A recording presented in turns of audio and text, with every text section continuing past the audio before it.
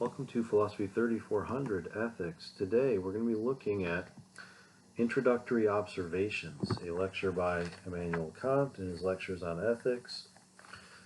Begins on page 71, runs to about page 78. I want to begin on page 72 and look at this bottom paragraph that leads on to the top of page 73. Ethics is sometimes described as the theory of virtue, Kant writes, and here we should think of Aristotle. Virtue consists in our action having rectitude on the basis of an internal principle, or from out of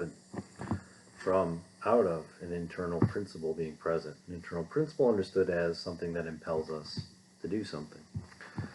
So we do the right thing, you might say, from some inner source within us. Our hearts, our minds, whatever the case might be. A man who complies with coercive laws is not necessarily virtuous. That's a bit of an understatement. Many human beings throughout history who have complied with coercive laws have not only not necessarily been virtuous, Kant, they have actually been, if not outright vicious, they have been complicit in injustice in some cases. To be virtuous, though, a person must, to be sure, respect the law.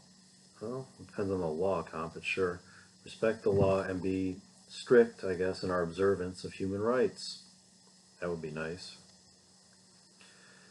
But virtue goes beyond this, right? So virtue is more than just having a feeling of respect for the law and being diligent in observing human rights. Boy, it'd be nice if those who enforce the law diligently observed human rights. In any case, virtue goes beyond this, Kant writes, to the disposition from which the action, which possesses legal rectitude, arises.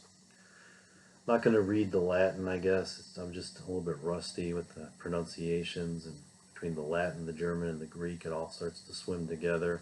It's been a while since I had to pronounce Latin. I could still read it, though, so I'll just translate it as I go. Virtue consists not in, legal rectitude here, but in dispositions. The way to put this is virtue does not consist in doing what the law requires, but in having the proper disposition to do the right thing, which hopefully that's what the law requires. A man whose actions have legal rectitude, a man who is behaving according to the law, may be a good citizen without necessarily being a virtuous man. So he wants to draw a distinction, which I think is a bit specious. I mean, if you're not a virtuous person, then you may well be a vicious person. If you're a vicious person, I would deny you the attribute of being a good citizen, though technically, by law or something like this, that may very well be the case. We do have many scoundrels currently serving in the U.S. Senate, for example, who may conventionally and legally be deemed good citizens. They are certainly not virtuous men. And sadly, the vast majority of them still are men. Consequently, Kant writes, we must beware of arguing from the fact that something is legally right, the fact that some action is in accordance with what the law requires, to the goodness of the disposition. That is, just because somebody is obeying the law, we can't assume they actually have a good disposition, that they are actually being a good person when they obey the law. Take, for instance, and please, Kant, give us an example. That'll help clarify what you mean here. Take, for instance, the man whose word is his bond. It may so be that he is scrupulously honest for fear of punishment or because it pays him best. Presumably most merchants who are honest do have these kinds of motivations, right? And the idea here then is this person may argue that honesty is the best policy because to have a name for reliability and trustworthiness is all important to his credit as a businessman. People will trust him and his word will then be as good as his bond. Such a man keeps his word. His action is in itself good. That is, keeping your word, being honest, holding to your promises. That is the good action to do. It's also the legal action to do, right? You can be brought into court, into civil court, for not keeping your word, for breaking your contracts, for not paying what you owe, etc. So these actions are good to keep your word. But if we ask whether he has fulfilled the law, the answer is a double one. Kant wants to remind us, when we talk about the law here in the realm of ethics, we mean it can be used in two different ways. So if we ask whether he has fulfilled the law, the answer is a double one. He has fulfilled the law, the rectitudo juridica here, the legal, what the law requires, the law in terms of the law books and the courts require. However, he has not fulfilled the moral law. In other words, obeying the law doesn't mean you've actually done what's right. Disobeying the law, conversely, does not mean you've done something wrong. There's a difference. Okay, if we consider the moral necessity of an action which is legally binding, we see that the action may be performed either in a legal or ethical sense. Now, it can be performed in both senses at the same time too, right? But it can be performed in such a way that you actually only do one and not the other. In the former case, when we do something in a legal sense, the action is conformable to the law, but not the disposition. Right, so I'll give you an example. We come to a four-way stop. Your vehicle was there first, and I come to a complete stop and let you through. Now, why did I do that? That's where, and so I've obeyed the law, right? But I have not yet conformed to the moral law, right? My disposition, we still have to talk about my disposition in doing this, right? So why did I come to a complete stop and yield to you when you were there first, right? You might say, well, one way I could do this, if my disposition is proper here and does conform to the moral law, is I do it because this is the right thing to do. It's not just that it's the legal thing to do, it's that it would make sense even if it weren't the law. You got there first, you get to go first. I'll wait my turn, something like that. It's a general rule of courtesy when a number of people are trying to do something similar at the same time. Potentially would put them at cross purposes. Now, but I may have come to that complete stop and and allowed you to go first when you were there first, not because I wanted to, not because I think it's the right thing to do. In fact, I may grumble under my breath while doing it. I may be annoyed that you actually came to a complete stop and waited for a while. I may be doing it because I see that there's a police cruiser kind of hiding off to the side, waiting to catch somebody doing the wrong thing, etc. There can be a whole host of reasons why I'm doing what I'm doing, whether it's right or wrong. The only way that what I'm doing can actually conform to the moral law, though, is if my disposition is as it should be. I need to actively be reasoning in my mind. This is why I'm doing this. This is the right thing to do. And this is also one easy way to do it is, if I were in the other person's shoes, this is what I would want somebody else to do for me. That's another way to think about it. Now, we say, Kant writes, that the law of the state falls, thus we say that the law of the state falls short of morality. Yes, any positive law in the law books tells us nothing about whether an action is the right or wrong thing to do, in a moral sense and an ethical sense. It merely tells us what the law is requiring. The law has been wrong before. The law is wrong now, and it will be wrong in the future. This is because it's a human institution, and human beings and societies make mistakes. That's one way to put it. Also commit injustices and institutionalize those injustices. In any case, throughout history, there have been a number of such unjust laws.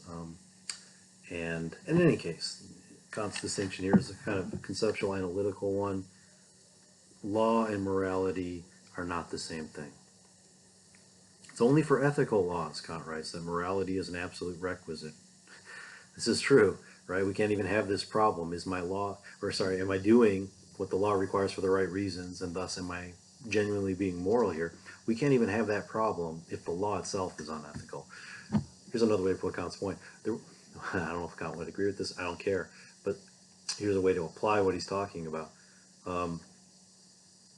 There would be no way to obey the Fugitive Slave Act in 1840s United States in a way that's consistent with the moral law that Kant's talking about here. In other words, to obey the law, to obey that law, the Fugitive Slave Act, was to behave immorally. So we need, the laws of the state have to themselves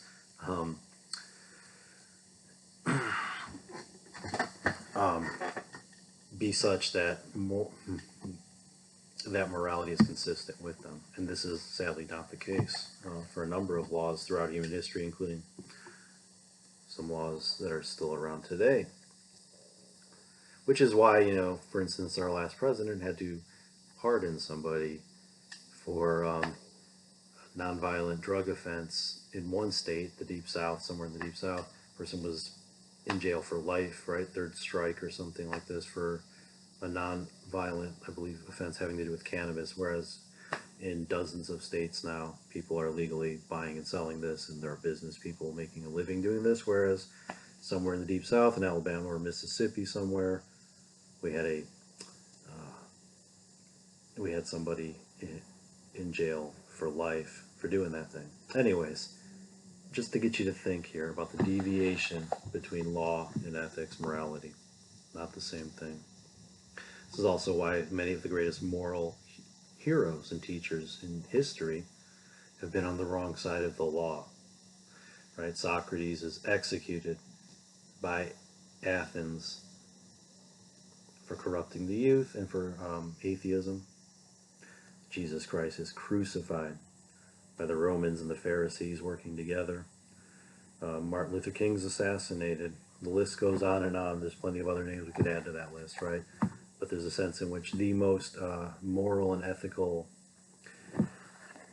exemplars we can think of, they've all had something in common. They've been on the wrong side of whatever the positive laws that existed at their times were, often. And so they've often found themselves in prison, or even being punished with death for daring, right? For daring to uphold the moral law in the face of a legal, a legal compulsion to do otherwise than what morality requires.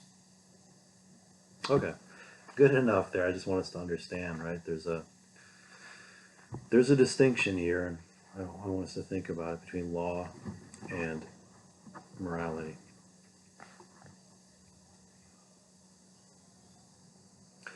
Okay, let us continue now on page 74.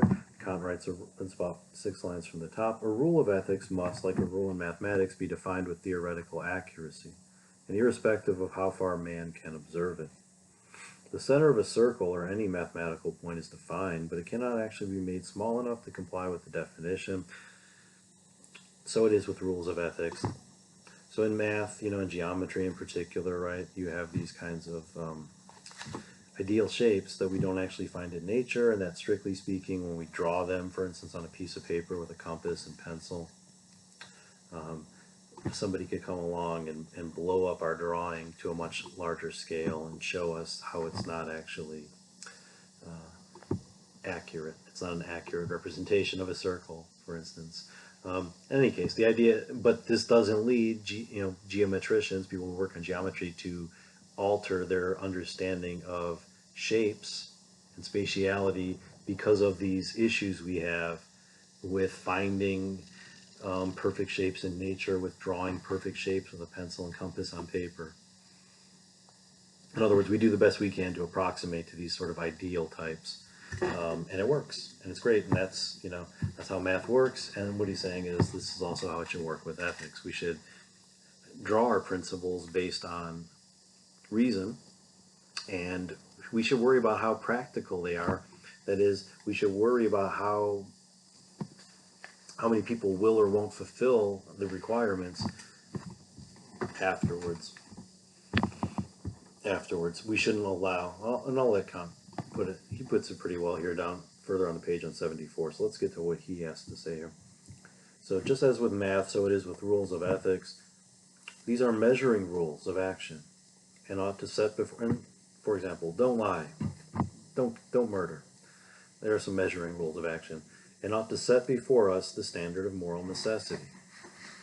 They ought not to be trimmed in consideration of man's capacity. So he's saying, I don't want to hear a bunch of excuses for when and where and why it's okay to lie or commit murder.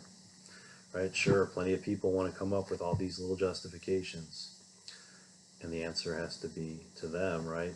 No, you may not, as he puts it, right? These principles ought not to be trimmed in consideration of man's capacity. Any system of ethics which accommodates itself to what man can do, which tells us you're aiming too high, you can't expect people to do this, you can't expect people to tell the truth when lying will save their life, in some sense. And Kant's answer is yes, you can if you're asking people to be moral. Right? In other words, we respect and venerate those who are honest even when their lives are in danger, and we consider anybody who's dishonest when their life's in danger as not really a morally trustworthy person. Their morals can be compromised. They can be threatened and intimidated into doing the wrong thing, and therefore can't be trusted, and therefore are going to be inconsistent whenever they feel afraid. The moral law must be pure, Kant writes, but its purity must not be that of the fantastic theologian or moralist who puzzles his mind over things that do not matter, and with sophistry and needless subtlety tries to extract some moral essence from them. I'm not interested in Kant's targets here, so let's not worry too much about who he has in mind here. Ethics, though, Kant writes, has no room for such purism. Its purity lies in its principle. So he's not looking for a kind of phony purism here. He wants purity of principles. In other words, is there some rule that we have articulated that it allows for everybody to act properly in a consistent manner? It doesn't build in excuses and rationalizations for doing the wrong thing, or doesn't allow some people to act differently than other people, etc. He wants a consistent, universal principle. It is the moral law that must be pure, and that's why his principles are ones like don't lie. Doesn't say anything about who you are, what social class you belong to, what your gender is, nationality, etc., what the situation is, what happens to you if you do lie, what happens to you if you tell the truth. All that's irrelevant. It's a very simple principle. Be honest when you speak or write toward, to others.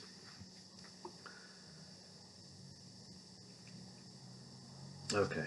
Now here's an example. The moral law of the gospel, unlike that of any of the ancient philosophers, has this purity. Right? And what he's getting at here is, the ancient philosophers wanted to tie together happiness and morality. And so doing the right things was supposed to be, for most of them at least, consistent with some vision of fulfillment and happiness. Whereas the gospel, in contrast, and what he's going to summarize as the teachings of Christ, promote doing the right thing because it's right. It's not exactly, to me, though, the issue here is, and this is why I disagree, I guess, with Kant here, and I think his reading of the Gospels has to be wrong, is because if I'm not mistaken, the idea here is, even though doing the right thing here on earth will not necessarily lead to any positive outcome for you, and that's the point Kant wants to stress here. The issue for Christianity, as I understand it, and again, it's a big religion with a lot of different sects and denominations and little traditions within it. But if we're still going to tie doing the right thing here on earth to happiness in the next life, then we have still kept this idea of a reward. You will be rewarded, so do it for that reason, right? Or if you do the wrong thing, you will be punished and go to hell, for example. And so something of the doing it because it's the right thing to do, avoiding it because it's the wrong thing to do, gets lost there, so long as there is like a promise of a future reward in heaven or a future punishment in hell. And so we need to keep that in mind. The Gospels, Kant writes, though, and again, we'd have to go back and read the Gospels closely and see if we agree with Kant here. But according to Kant, the Gospels do not suffer even the least imperfection. They are stringent. And there is a sense here, right? Stringent, pure, and they demand unrelentingly compliance with the law. A law such as this is holy. It does not ask too much of us in order to be satisfied if we observe one half of its demands. Interesting. There's a little dig maybe at the cynics, for example. who used to say that we'd ask more of people just because we want them to meet us halfway. And here he's saying, in contrast, there's no asking people to accord to some standard in the hopes that they'll get partway there. It's a stringent requirement. And I guess, let's think of a law here. I'm thinking, in the Gospels, can I think of an example of the kind of law Kant has in mind? And my example would be the moment where, and I can't remember exactly where this occurs, but where Jesus advises his followers to turn the other cheek if they've been hit in their face. Right? And so the idea is, if somebody punches you on one side of your face or slaps you, turn and expose the other side of your face to them. And I don't think he says to invite them to hit you again, but the idea being, right, you're not going to respond in kind. They've done something bad. They've done something harmful. They violated you. The impulse maybe is to defend yourself, and there are justifications, right? Self-preservation may require this and whatnot. But the teaching here is very simple, right? Just because somebody's harmed you doesn't make it right for you to harm them. When some sinful, wicked, evil, confused, mistaken, misguided person does something that harms you, what you need to do is bear it with grace and not return their injustice to them in kind. That, in a sense, seems wholly and exactly what Kant's sense is here, which is, it seems to ask us almost to do the impossible. And it is, in a sense, asking us not to do the impossible, but asking us to reach the highest level we are capable of. People can do this. There is such a thing as, nonviolent civil disobedience, for example, and pacifism. And the idea here is, it may seem like it's impossible to do this. It may seem like it requires too much of us, even to sacrifice perhaps our own instincts for self-preservation. And yet the idea is, it is the right thing to do. And it is, there's a kind of holiness about it. I think that captures something of how rare and precious it is when people do this, right?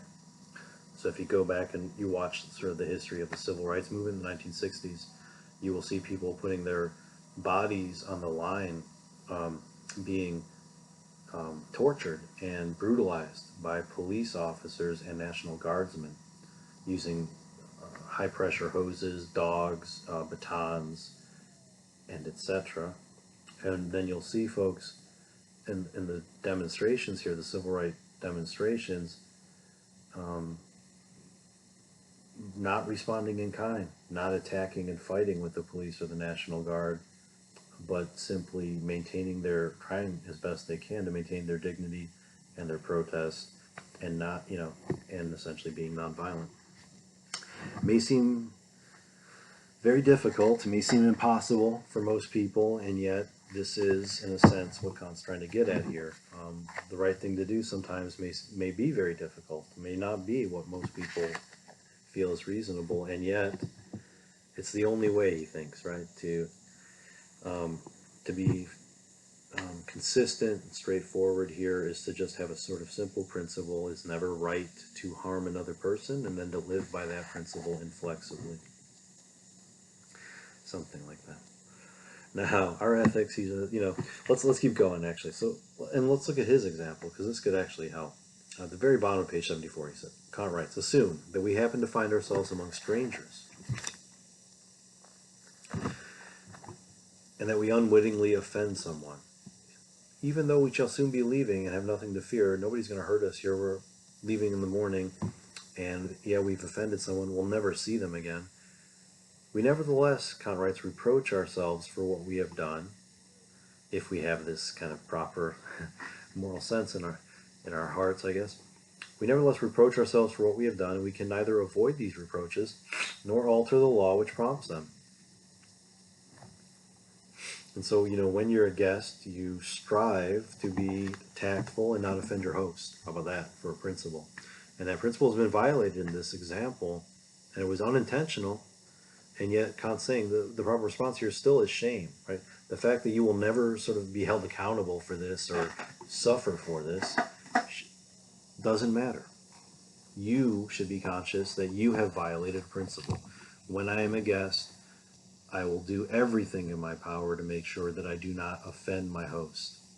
And that puts the burden on me, right? Maybe I don't understand the customs of this household or this community. Well, I'm the guest here, and I can't expect everyone here to sort of spell it all out for me. I need to be sensitive and mindful and ask if I'm not sure and be careful. Something like that. Okay. The man who conceives the moral law in such a way that it allows his feeble conduct to pass muster, somebody who's constantly building in excuses and exceptions to the rule and why it's okay for me to do it here but not there, we call I'm not going to, latitudinarius, somebody with very broad principles, right? And I think often of like, what passes for business ethics in this country often as being a version of this, right? We'll talk about various cases in the business world, and we'll talk a little bit about ethical approaches and theories. And the idea is, at the end of this class, we want to make sure that whatever organization you go on to work for as a manager, you're not going to do something that on the one hand is illegal, and that could, get your company into legal trouble and get them into civil lawsuits and stuff. And on the other hand, you're not going to do something that may not be illegal, but that is scandalous and would be terrible PR. And so in a sense, if you don't, create any scandals, and if you don't violate the law, now we've established what is ethical or something like this. That would fall under what Kant calls a very broad, very wide view of what constitutes moral action. Much too wide, much too broad. Our ethics, in contrast, must be precise and holy, Kant writes. The moral law is holy not because it has been revealed to us. You will not find, he thinks, this law written in holy books. Although in a sense, right, he does, I think he says somewhere the golden rule in the Christian tradition does correspond largely to the moral law. He even says, sort of typical advice mothers might give to their children when their children have done something wrong, and the mother says, well, what if everyone did what you did? Have you thought about that? Like, what if everyone did this? What would happen then? That's an instance where even just a sort of everyday situation between a mother and a child can involve the moral law. So I think what he means here is the moral law is holy not because it's been revealed to us in particular ways that can be easily translated into various situations. We don't have an instruction book that sort of tells us. I mean, there are religions, of course, that do have these kinds of instructions, and Kant's point is, and this is actually not, there's nothing moral about these laws either, just like with the legal systems laws. In other words, just because something's a tradition and a rite doesn't, a rite isn't a ritual, says nothing about whether the action itself is moral or immoral. Okay, so the moral law is holy not because it has been revealed to us, right? We don't have it already. We don't just passively then sort of hold ourselves to it. Its holiness is original, and our own reason is capable of revealing it to us. We have to actively reason to be in accord with this law. It requires our active participation. We have to sort of co-constitute it. It's already there in some sense, but we have to do something on our part to raise ourselves, I guess, to it. That involves using our minds and reasoning and thinking about how, something could be done consistently for everyone in a certain kind of situation in a way that doesn't violate anybody's dignity, right, for one thing. Okay, let's continue on. And let us move to his contrast between two different kinds of ethics. Both of these approaches to ethics, Kant thinks, are wrong. He thinks one of them's worse than the other. And so, let's have a look at this. This is on page 76. So we're going to look on page 76, about 3 lines from the top. Morality must not lower herself.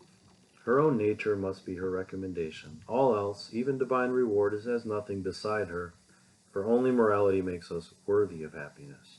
Moral grounds of impulse ought to be presented by themselves and for themselves. Everything else should be kept separate, even motives of benevolence. That's right, Kant. The road to hell is paved with good intentions. So just because you want to be doing good, even itself, even that is a motive. I want to do good and help others. Great, right? But we have to look at the action and whether it corresponds to the moral law. Heretofore, morality has been comparatively ineffective, Kant writes, because it has never been purely expounded. Well, enlighten us, Kant. Purely expound morality.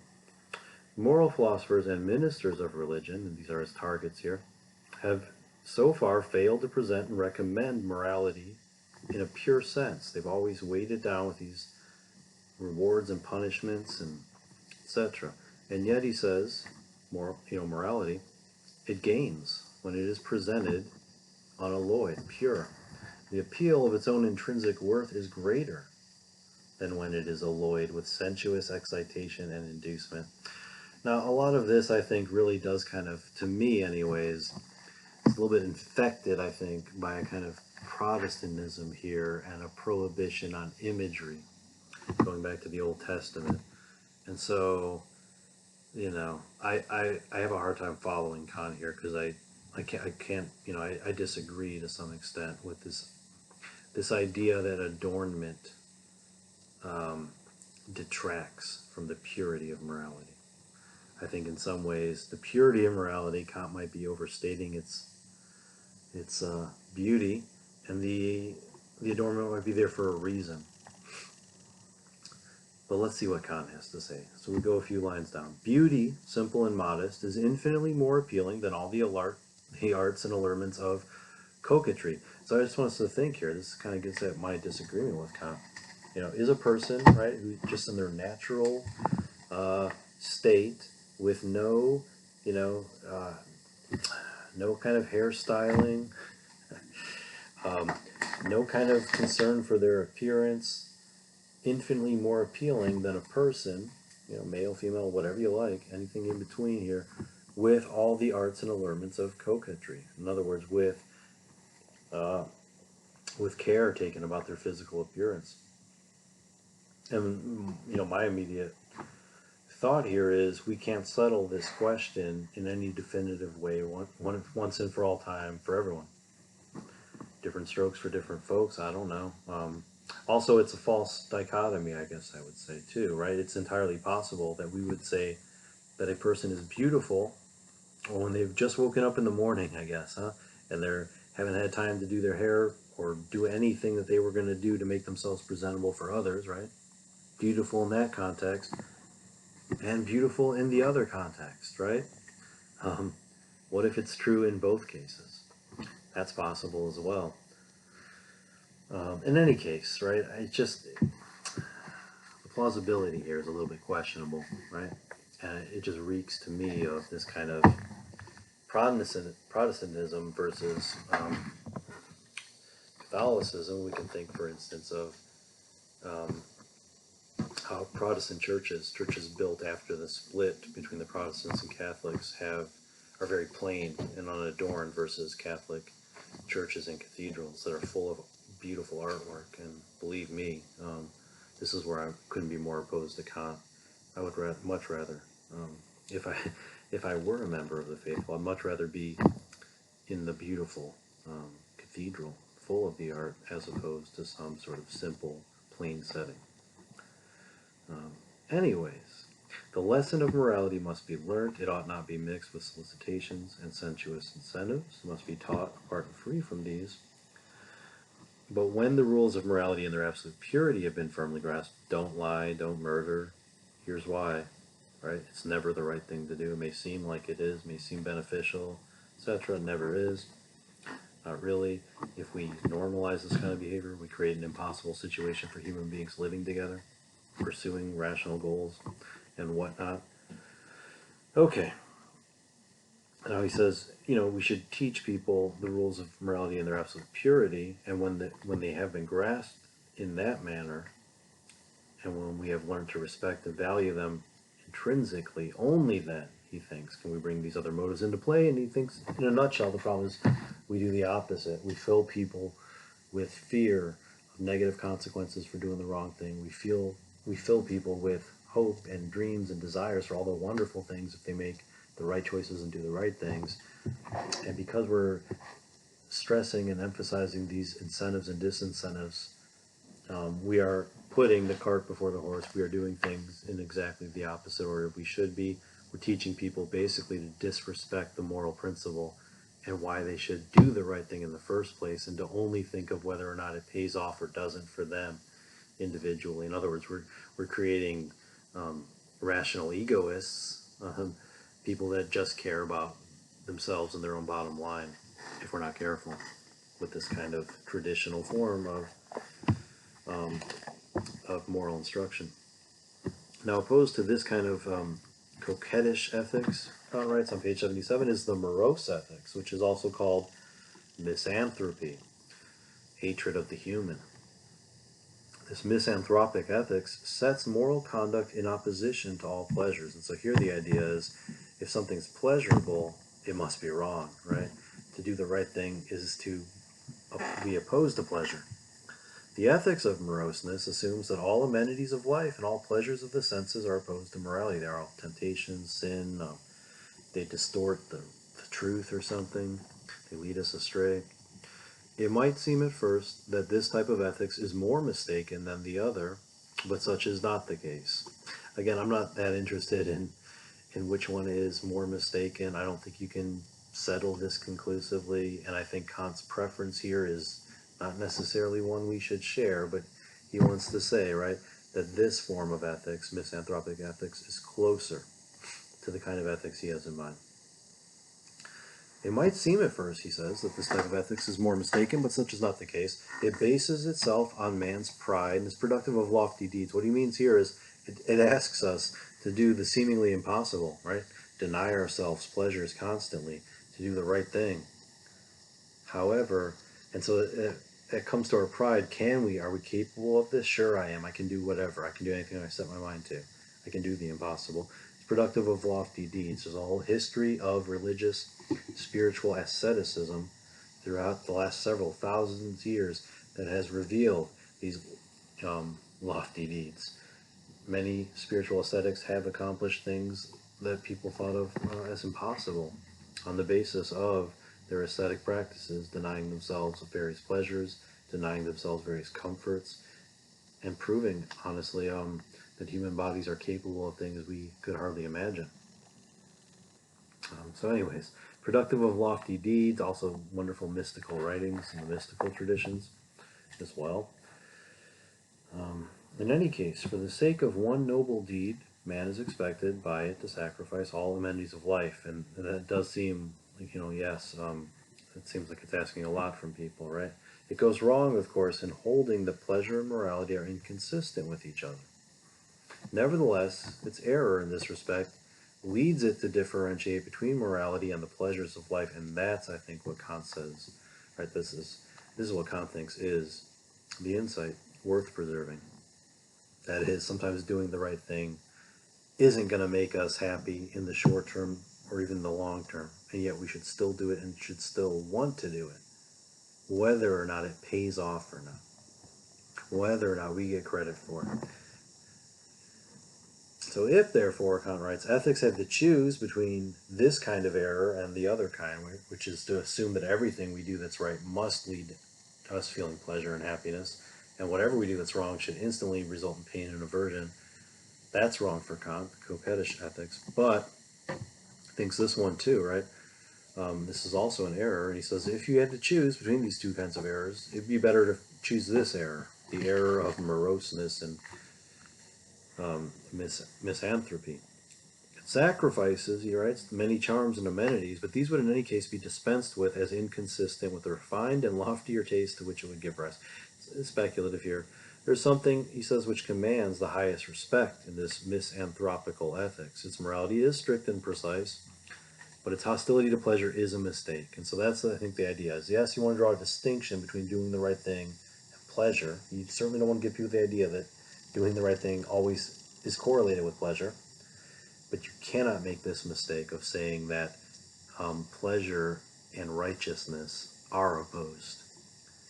That is inhuman. That is taking it too far, he would say. That is expecting us to be angels on the face of the earth, immaterial, insubstantial beings. And we are not, right? We still do have this flesh. Okay. Let's look on the very bottom then of page 77 and 78, and we'll wrap this up here with this passage. The moral law contains within it a natural promise of happiness. It tells me that if I conduct myself so as to be worthy of happiness, I may hope for it. And that's really all it does. So the idea here is do the right thing for the right reasons with the right feelings and disposition, right? This is what I want to do. I'm not being forced to do this. I'm not hoping for some reward as a result of doing this. I'm not fearing some punishment, and that's why I'm doing this. Instead, right, I'm doing it because it's the right thing to do for me or for anyone else in this situation. And if I do that, Kant says, I've made myself worthy of happiness. I deserve to be happy. And I may hope for happiness. You know, I can believe that happiness is something that can happen for me. And that's all I can do. Why can't I do more than that? Well, that's because, for Kant, I think politics has to resolve some of these other issues. Do we live in a world, where being honest gets you punished? Do we live in a world where being dishonest leads to all sorts of advantages that can induce people then to be dishonest? And if so, we need to address that socially and politically, and not leave people making really difficult choices, feeling afraid or feeling desirous of something, and just hoping that they do the right thing. And we need to do something about this so that when you conduct yourself so as to be worthy of happiness by doing the right thing for the right reasons, that does lead to the outcome that it should lead to, right? And that people that are hoping for happiness because they are worthy of it and they are doing the right things, right? We want them to be able to do more than hope for happiness ultimately. We want them to realize and achieve happiness, but that may take political work. That may take work as a society. It's certainly not something an individual can adequately respond to at an individual level in any given situation. So he goes on, here are the springs of, right? So here are the springs of morality, the springs of morality here.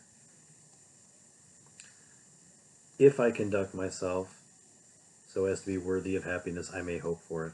So if I do my part, I can have the reasonable expectation that I will be happy, and I can know that I deserve to be happy.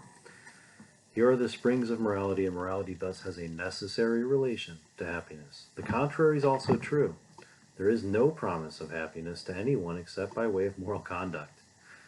Right? And so anyone who thinks they're happy but has been behaving immorally, gotten rich and exerted all sorts of power to dominate others, doesn't actually deserve the label of happy. They are merely a powerful tyrant or something like this, oppressing people.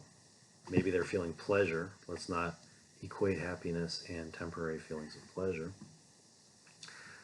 Okay, happiness, Kant concludes here then, is not a ground, not a basis or principle of morality, but is a necessary corollary of it. In other words, we would hope, if we could get everybody to do the right things for the right reasons, that everyone's happiness would then actually be achievable.